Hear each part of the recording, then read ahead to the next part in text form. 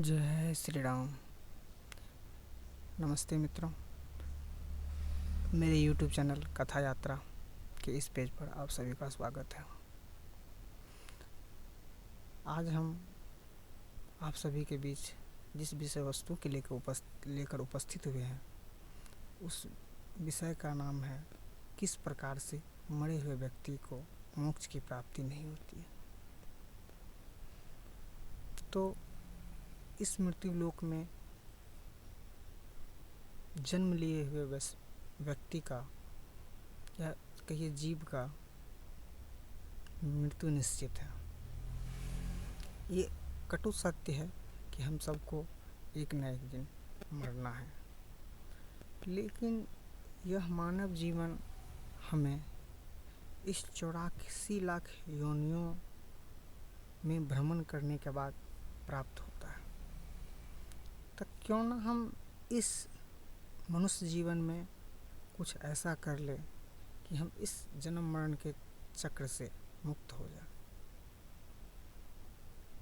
मरना तो हम सभी को है, यही निश्चित है, कटु सत्य है।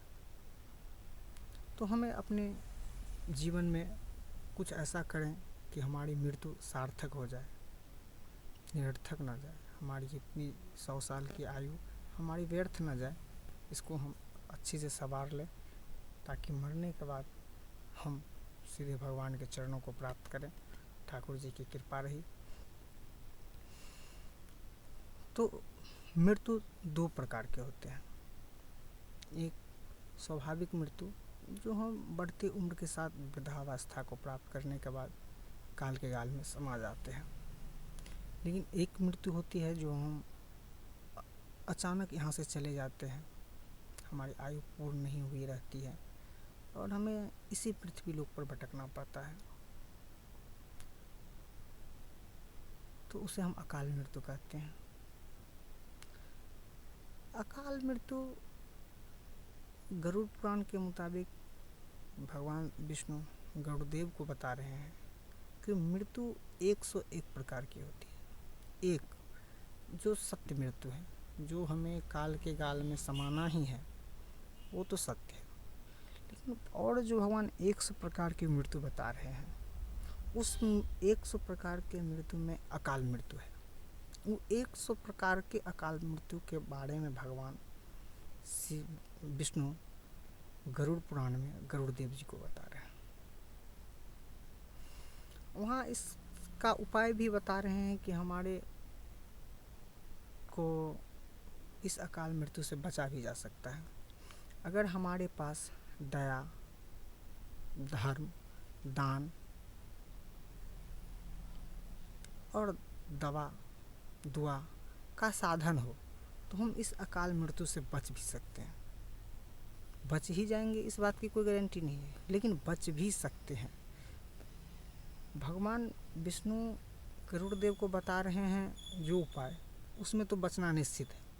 लेकिन हमारे आज के युग में, इस कली काल में, हम उतना कुछ कर नहीं पाते हैं, जिसके कारण हम उस तथ्य तक नहीं पहुंच पाते हैं और हमारी मृत्यु हमें चारों ओर से हमेशा घिरी रहती है।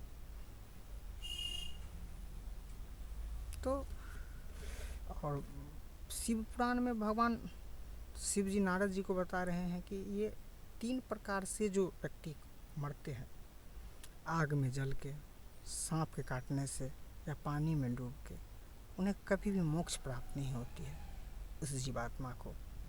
इसका प्रमाण हम आपको श्रीमद् भागवत से दे रहे हैं। धुंधकारी मर जाता है, आग में जलने से धुंधकारी की मौत होती है। धुंधकारी के नाम से, गोत्र से भगवान गोकर्ण जी गया में जाकर उनके नाम से 100 श्राद्ध करते हैं। विधिवत सब व्यवस्था की जाती है, फिर भी धुंधकारी मुक्त नहीं होता है, उसे प्रेत योनि प्राप्त हो जाती है। यही बात भगवान शिव पुराण में नारद जी को समझा रहे हैं कि बिंदुक ब्राह्मण मरने के बाद पानी में डूब के मरा था, मरने के बाद 50 योनि को प्राप्त हो गया, वो भी मुक्त नहीं हो पाया। तो कहने का तात्पर्य ये है कि यदि अगर आप अकाल मृत्यु मरते हैं तो आपको मोक्ष नहीं प्राप्त होती है, और अगर कोई व्यक्ति कुमारा अवस्था में मर जाता है तो उसे आपके द्वारा दिया हुआ पिंड प्राप्त नहीं होता है। कोई व्यक्ति अगर कुमारा अवस्था में मर जाता है तो उसे आपके द्वारा दिया हुआ पिंड प्राप्त नहीं होता है। इसीलिए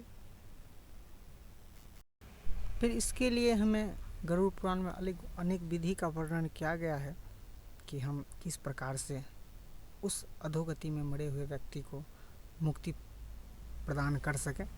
इसके लिए हम आपको अगले वीडियो में बताएंगे।